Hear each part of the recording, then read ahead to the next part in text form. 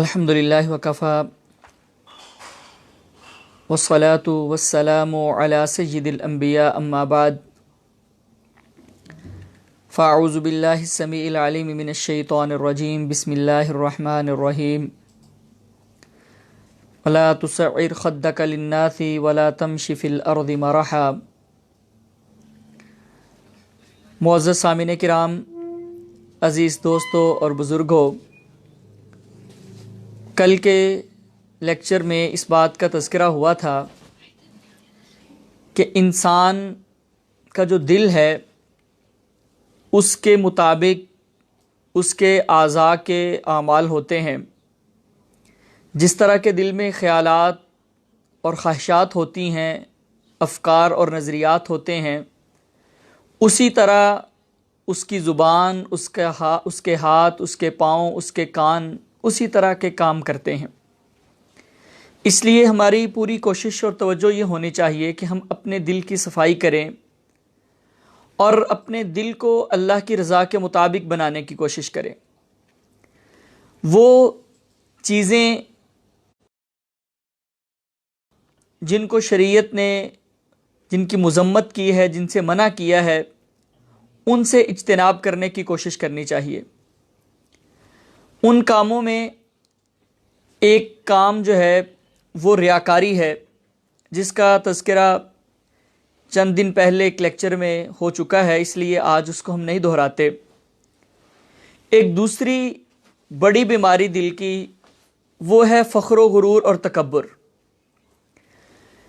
یہ تکبر اور فخر و غرور ایک ایسی چیز ہے، جب انسان کے دل میں فخر اور غرور آ جاتا ہے، تکبر آ جاتا ہے، پھر اس کی چال ڈھال بدل جاتی ہے، لوگوں کے ساتھ اس کا رویہ بدل جاتا ہے، اس کی زندگی کی ترجیحات بدل جاتی ہیں، اس کے زبان کے الفاظ، ان کا انتخاب بدل جاتا ہے۔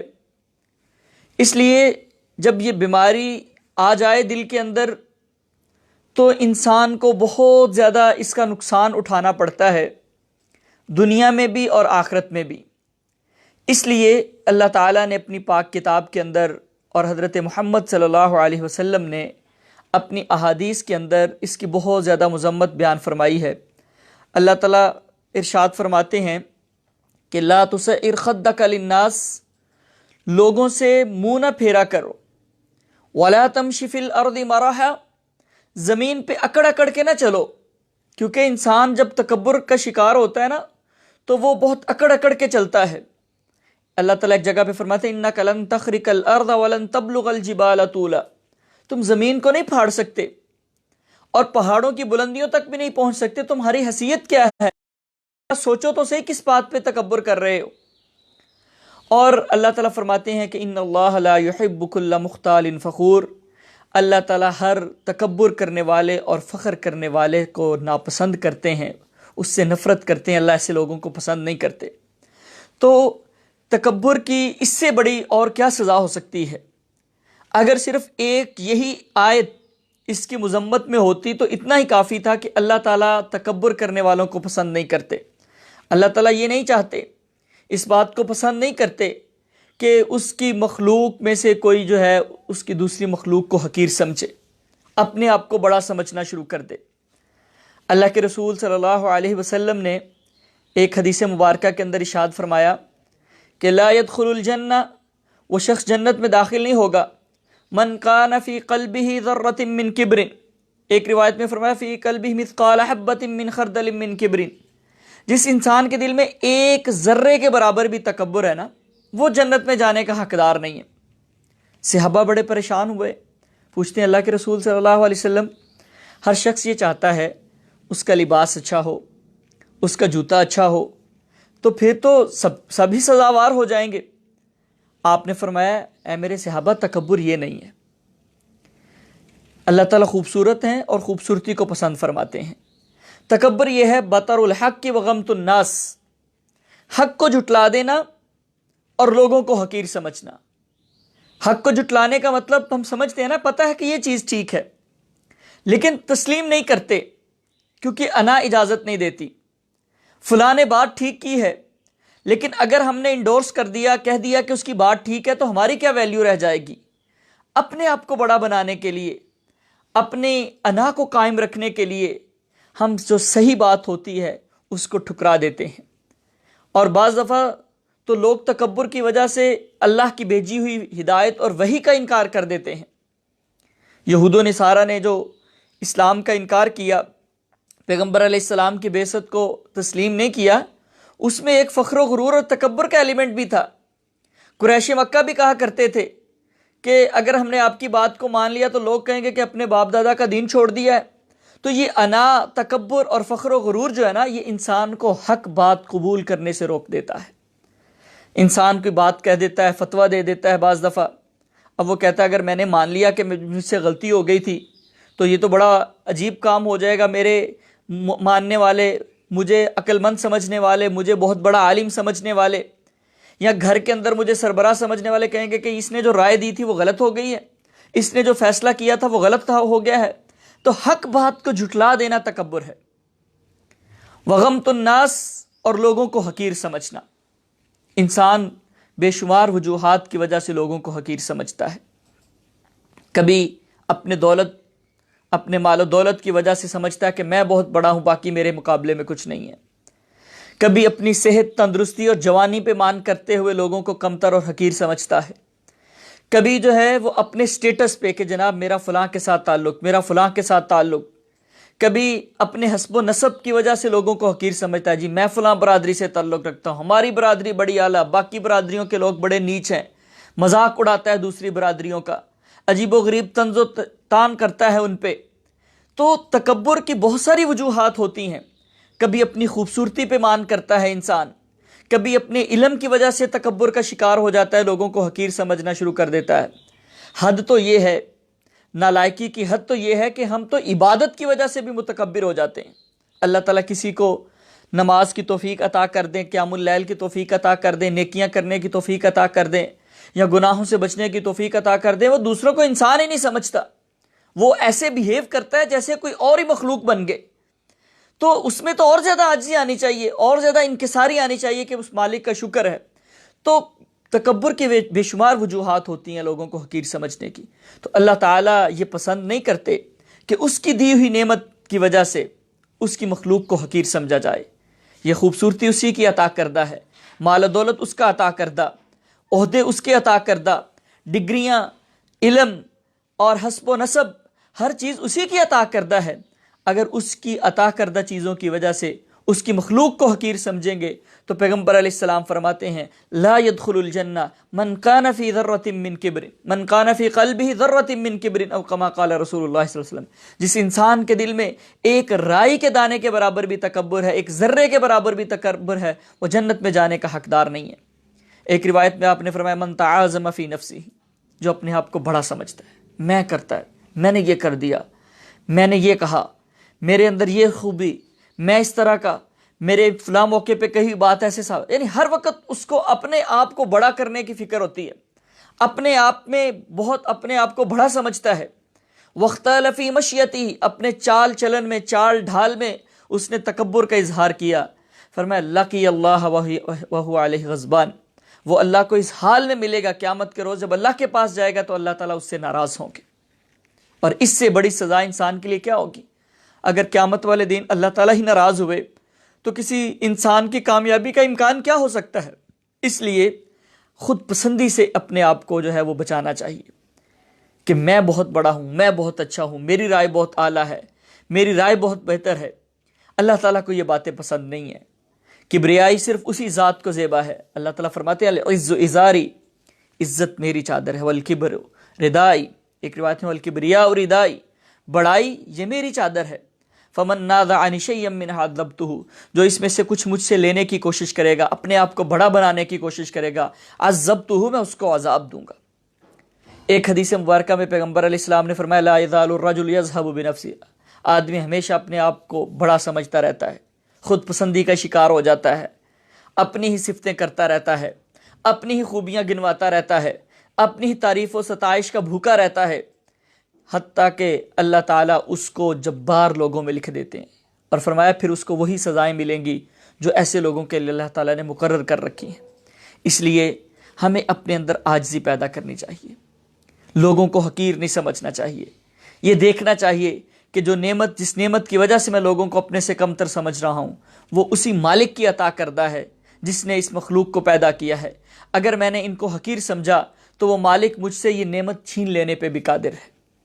تو عجز و انکسار یہ انسان کے اندر، پیغمبر علیہ السلام دیکھیں اللہ تعالیٰ نے کتنا مقام و مرتبہ عطا کیا، بعد از خدا بزرگ تو ہی قصہ مختصر، کہ اللہ کے بعد اگر کسی کا مقام ہے تو وہ حضرت محمد صلی اللہ علیہ وسلم کا ہے۔ صحابہ بیان کرتے ہیں اللہ کے رسول صلی اللہ علیہ وسلم اس طرح گھل مل کے ہمارے اندر بیٹھتے کہ باہر سے آنے والا اجنبی پہچان ہی نہ پائے شاید کہ ان میں سے کون پیغمبر علیہ السلام ہیں۔ ہمارے ہاں کیا ہوتا ہے کہ کسی کو تھوڑا سا کوئی عہدہ مل جائے، خاندان میں اس کو بڑا بنا لیا جائے، تھوڑا سا علم آ جائے، تو اب ہم کہتے ہیں کہ تھوڑا سا فرق ہونا چاہیے، پتہ چلے کہ مولانا صاحب، حضرت صاحب آ رہے ہیں، پتہ چلے کہ فلاں ادارے کا سربراہ آ رہا ہے، پتہ چلے کہ فلاں آفیسر آ رہا ہے۔ چھوٹی چھوٹی بات پہ پیغمبر علیہ السلام، صحابہ بیان کرتے ہیں کہ ایک مدینہ کی ایک لونڈی، وہ بھی اگر پیغمبر علیہ السلام سے اس کو کوئی کام ہوتا نا، اور اگر وہ یہ چاہتی کہ پیغمبر علیہ السلام فلاں جگہ پہ آ کے میری بات سنیں یا میرا وہ فلاں کام کریں، تو پیغمبر علیہ السلام ساتھ چل پڑتے، ہچکچاہٹ محسوس نہیں کرتے کہ میں تو دونوں جہانوں کا سردار ہوں، اس کی کیا حیثیت ہے کہ میں اس کے لیے وقت نکالوں اور اس کا کام کرنے کے لیے جاؤں۔ گھر میں ہے تو حضرت عائشہ رضی اللہ تعالیٰ عنہ فرماتی ہیں کان فی محنت اہلہ، اپنے گھر کے کام کاج کیا کرتے تھے گھر والوں کے ساتھ، جب نماز کا وقت ہوتا تو نماز پڑھنے کے لیے نکل جاتے۔ تو پیغمبر علیہ السلام نے اپنے اسوہ حسنہ سے ہمیں سمجھایا ہے کہ عاجزی کیا ہوتی ہے، گھر کے اندر عاجزی کیسے اختیار کی جاتی ہے، دوست احباب اور مجلس میں عاجزی کیسے اختیار کی جاتی ہے، معاشرے کے اندر عاجزی کیسے جو ہے وہ اختیار کی جاتی ہے۔ تو یہ اللہ کے رسول صلی اللہ علیہ وسلم کی تعلیمات ہیں جن پہ ہمیں عمل کرنا چاہیے اور اپنے دل سے تکبر کو نکالنا چاہیے۔ اپنے اس رمضان میں اپنے دل کی صفائی کا اہتمام کرنا چاہیے، اس کا آغاز کر لینا چاہیے، کیونکہ اگر ہمارے دل میں تکبر ہوگا تو یقین کیجئے کہ انسان بہت ساری خیر سے محروم رہ جاتا ہے، سیکھنے سے محروم رہتا ہے، اور جناب لوگوں کے ساتھ اچھا سلوک کرنے سے محروم رہتا ہے، اور اس کے جسم کا ایک ایک عضو جو ہے وہ اس کے متکبر ہونے کی گواہی دیتا ہے۔ دنیا میں بھی نقصان اٹھاتا ہے ایسا شخص، اور آخرت کی اس کی سزا جو ہے وہ بھی اللہ تعالیٰ نے اور اس کے رسول صلی اللہ علیہ وسلم نے بیان فرما دی ہے۔ تو پہلی ایک بیماری جس کا ہم نے تذکرہ کیا ہے دل کی بیماریوں میں سے، وہ ہے تکبر۔ ایک دوسری چیز اس کا بھی مختصر تذکرہ کر لیتے ہیں، وہ ہے بدگمانی۔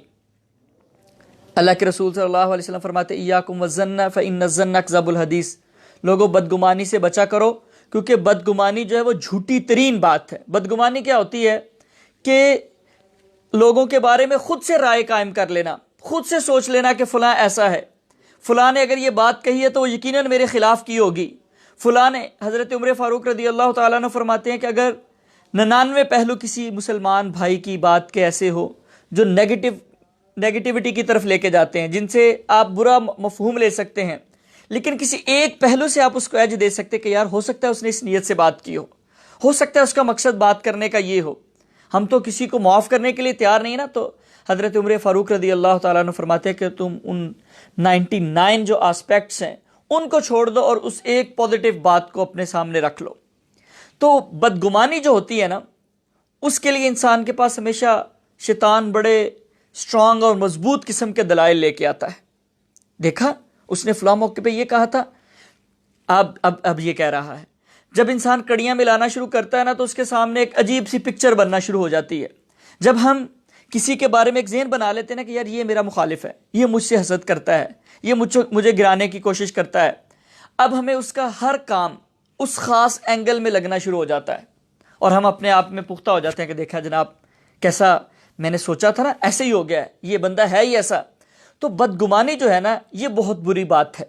اللہ تعالیٰ نے قرآن پاک میں بھی اس بات سے منع فرمایا ہے کہ یا ایھا الذین آمنوا اجتنبوا کثیرا من الظن ان بعض الظن اسم، اے لوگوں بہت زیادہ گمان کرنے سے بچا کرو، کیونکہ بعض گمان جو ہوتے ہیں وہ گناہ ہوتے ہیں۔ اس لیے ہمیں کبھی بھی لوگوں کے بارے میں برا نہیں سوچنا چاہیے، کون کیا کرتا ہے، کیوں کرتا ہے، کہاں جاتا ہے، کیوں جاتا ہے، یہ ہماری زندگی کا مقصد نہیں ہے، نہ اس کا ہم سے سوال ہونا ہے۔ اور جہاں پہ ہمیں لوگوں کے بارے میں بدگمانی سے منع کیا گیا ہے وہاں پہ ہمیں ساتھ یہ بھی حکم دیا گیا کہ ہم خود بھی بدگمانی سے، ایسے مواقع سے اجتناب کریں جس کی وجہ سے ہمارے بارے میں بدگمانی پیدا ہو سکے۔ اللہ کے رسول صلی اللہ علیہ وسلم نے فرمایا اگر 3 لوگ مجلس میں ہیں تو 2 لوگ الگ ہو کے بات نہ کریں۔ اب تیسرے کے دن میں خواہ خیال پیدا ہوگا یار ایسی کون سی بات ہے جو مجھ سے چھپائی جا رہی ہے، یہ لگتا ہے میرے خلاف ہی بات ہے، اور بھی نقصانات ہیں لیکن ایک بدگمانی پیدا ہونے کا خطرہ بھی ہوتا ہے۔ فرمایا مجلس کے اندر اجنبی زبان میں بات نہ کرو، لوگ بدگمانی میں بھی آ سکتے ہیں۔ اللہ کے رسول صلی اللہ علیہ وسلم کی یہ حدیث ہر وقت ہمارے سامنے ہونی چاہیے کہ آپ اپنی ایک زوجہ محترمہ کے ساتھ جا رہے تھے، رات کا وقت تھا، 2 انصاری نوجوان پاس سے گزرے، آپ نے ان کو بلایا اور کہا کہ میں محمد صلی اللہ علیہ وسلم اور یہ میری فلاں بیوی ہے۔ وہ صحابی، نوجوان صحابی کہتے ہیں اللہ کے رسول صلی اللہ علیہ وسلم آپ کیوں وضاحتیں دیتے ہیں، آپ کیوں اپنے آپ کو جسٹیفائی کر رہے ہیں، آپ کے بارے میں ہم کیسے بدگمانی کر سکتے ہیں؟ اللہ کے رسول صلی اللہ علیہ وسلم نے فرمایا کہ شیطان جو ہوتا ہے نا وہ انسان کے جسم میں اس طرح گردش کرتا ہے جس طرح خون گردش کرتا ہے، ہو سکتا ہے وہ تمہارے ذہن میں کوئی ایسا خیال پیدا کر دیتا۔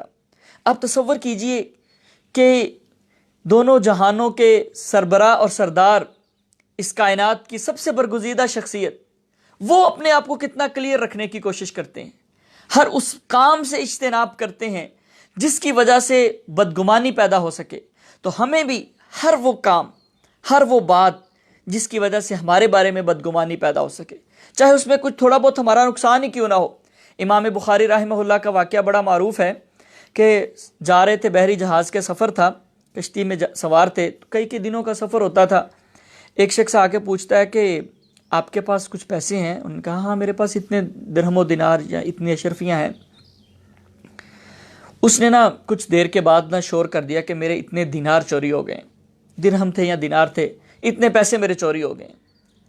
اب وہ تلاشی لینا شروع کر دی مسافروں کی، کیونکہ کوئی آ جا تو سکتا نہیں تھا سمندر کے سفر میں، تو ظاہر بات ہے وہ امام بخاری کے پاس سے نکلنے تھے۔ سب کی تلاشی ہوئی، امام بخاری کی بھی تلاشی لی گئی لیکن وہ ملے ہی نہیں۔ اب پھر وہ آ گیا کچھ دیر کے بعد کہ حضرت آپ نے جھوٹ بولا ہے، آپ دین کے عالم میں حدیث پڑھتے پڑھاتے ہیں، آپ نے تو کہا تھا میرے پاس اتنے درہم و دینار پڑے ہیں، نکلا تو کچھ نہیں ہے۔ فرمانے لگے کہ میں نے جھوٹ نہیں بولا تھا، سچ ہی بولا تھا، لیکن وہ میں نے نا پھینک دیے ہیں پانی کے اندر، اس لیے کہ اگر وہ میرے پاس سے نکل آتے تو ہو سکتا ہے کہ لوگ میرے بارے میں بدگمانی کرنا شروع کر دیتے، اور صرف میرے بارے میں نہیں، علم حدیث کے بارے میں بدگمانی ہونی تھی، لوگوں نے کہنا تھا کہ یہ حدیث پڑھنے پڑھانے والے ہوتے ہی اس طرح کے۔ اس لیے وہ لوگ جو دین کے داعی ہیں، دین کے ساتھ منسلک ہیں، ان کو تو اپنے کریکٹر کو، اپنے کردار کو بہت ہی زیادہ صاف اور شفاف رکھنے کی ضرورت ہے۔ ہر وہ بات، ہر وہ موقع جو بدگمانی پیدا کرنے کا سبب بن سکتا ہو اس سے اجتناب کر لینا چاہیے۔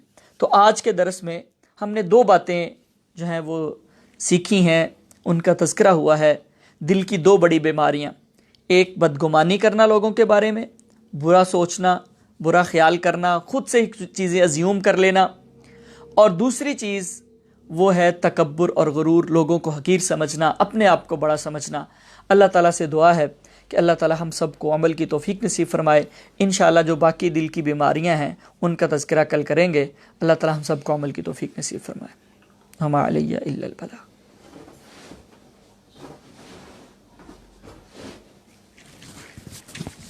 ہو گیا؟